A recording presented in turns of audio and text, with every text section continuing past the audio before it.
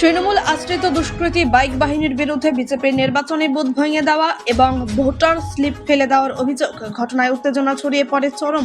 ঘটনাস্থলে উপস্থিত হন নদিয়ার রানাঘাট দক্ষিণ বিধানসভার বিজেপি প্রার্থী মনোজ কুমার বিশ্বাস। পরিস্থিতি সামাল দিতে ঘটনাস্থলে পৌঁছায় বিশাল পুলিশ বাহিনী। ঘটনাটি ঘটেছে নদিয়ার রানাঘাট বিধানসভার অন্তর্গত জগপুরের। নির্বিঘ্নে ভোট পরিচালনা করছিলেন, তবে সাধারণ মানুষের উদ্দেশ্যে ভোটার স্লিপ দিচ্ছিলেন বিজেপি কর্মীরা। হঠাৎই বাইকে করে বেশ কিছু তৃণমূল আশ্রিত দুষ্কৃতীরা এসে বিজেপি কর্মীদের ওপর চড়াও হয় এবং মারধর করে এবং তাদের নির্বাচনী বুথ ভেঙে দেয় বলে অভিযোগ বিজেপির। ঘটনায় সরজমিনে প্রত্যক্ষ করতে আসেন রানাঘাট দক্ষিণ বিধানসভা কেন্দ্রের বিজেপি প্রার্থী মনোজ কুমার বিশ্বাস। তিনি জানান, পুলিশ থাকা সত্ত্বেও পুলিশের সামনেই এই ঘটনা ঘটেছে।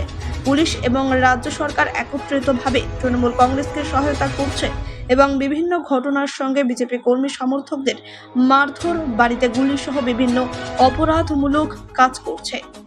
যদিও ঘটনাস্থলে এসে পৌঁছায় রানাঘাট পুলিশ, জেলার উচ্চপদস্থ পুলিশ আধিকারিকের সাথে ছিলেন কেন্দ্রীয় বাহিনী। যদিও এখন পরিস্থিতি অনেকটাই স্বাভাবিক রয়েছে বলেই জানান বিজেপি প্রার্থী সহ বিজেপি কর্মীরা। এখানে বুথ করা ছিল, সকালবেলা এক রাতে সব মোটর সাইকেলকে বাঁচলো, এই যে বুথে ছিল প্রত্যেকে এসে বলে এখানে সরাও বলে বললো। হ্যাঁ, কেম ছিল সব মুস্তার বাহিনী, সব মোটর সাইকেলে 10-12টা মোটর সাইকেল আসলো, এসে দাঁড়ালো, দেখে সব এখানে কাগজপত্র নিয়ে টেবিলে কাগজপত্র নিয়ে যায় সব গর্তে ফেলে দিল। আপনারা প্রতিবাদ করেননি? হ্যাঁ, প্রতিবাদ করবে এক গাদা লোক এসে সরাও, এইসব কোনো গল্প হবে না। হ্যাঁ, পুলিশকে জানিয়েছিলেন? পুলিশ তো সামনে যাচ্ছে, চমতায় হাজার হাজার পুলিশ বসে আছে, ওখানে বসে বসে আছে। পুলিশ কি করবে?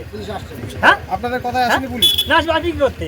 এই যে ঘুরে যাচ্ছে আর পুলিশ সিঙ্গেল একটা গাড়ি গেলে আরে দাঁড়াও, কিন্তু যে 10টা বাইক করছে কেন করছে সেটা কোনো খবর নেই। কেন্দ্রীয় বাহিনীর জওয়ানরা আসে? কোনো খবর নেই, কোনো খবরই নেই। কেন করছে বলে মনে করছেন? হ্যাঁ, কেন করছে? এরা জিতবে, যে কোনো কাজে জিততে হবে।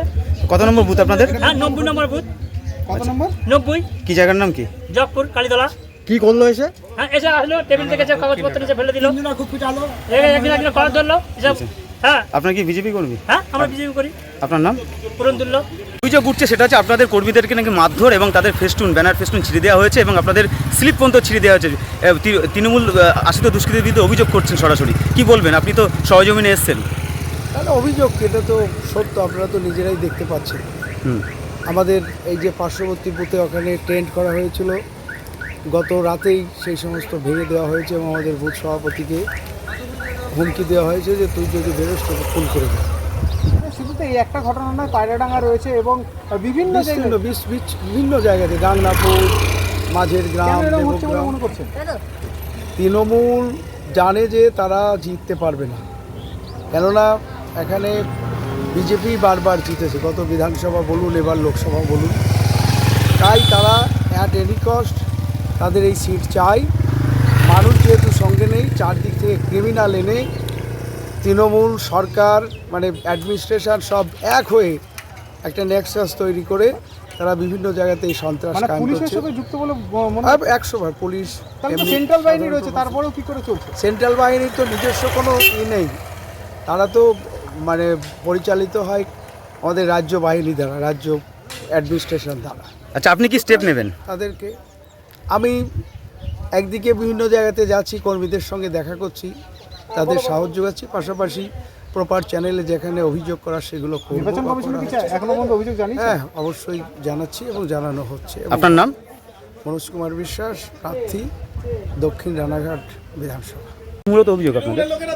এখানে সবাই বসেছিল বুথ কর্মীর লোকজন, এদেরকে এসে মারধর করে এখান থেকে কারা বসেছিল? সব বিজেপি কর্মীর লোক।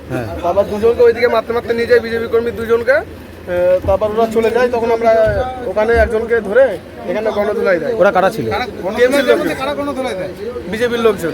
বিজেপির লোকজনকে মারে? হ্যাঁ, কারা মারে? টিএমসির লোকজন। কতজন ছিল? তাও 20 জন। কি ছিল? ও তো কিসে ছিল? বাইক নিয়ে সব। প্রশাসনকে জানিয়েছিলেন? পুলিশকে হ্যাঁ, জানিয়েছি, কেউ আসেনি। কি বলেছে পুলিশ? ফেস্টুন ব্যানার সব ছিঁড়ে দিয়েছে? পুলিশ কোনো কথা বলেনি। আপনারা কি এই ব্যানার ফ্যানার সব ছিঁড়ে দিয়েছে? হ্যাঁ, চেয়ার টেবিল সব ভেঙে দিয়েছে। কেন্দ্রীয় বাহিনী জওয়ান এসেছিল? না, কেন্দ্র বাহিনী তো এখন কত নম্বর বুথ আপনাদের? 90 নম্বর। সন্তুদুল্লাহ। আপনাদের কর্মীদেরও মারধর করেছে? না, আমি কোনো কর্মী, আমি কোনো পার্টি ইয়ে করি না। মানে স্থানীয় বাসিন্দা? হ্যাঁ, মানে আপনারা দেখেছেন? আমি এখানে তখন বসেছিলাম।